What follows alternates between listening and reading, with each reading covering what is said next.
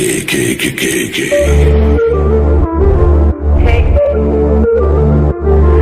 elefante muy elegante, la trompa mulato, la trompa gigante.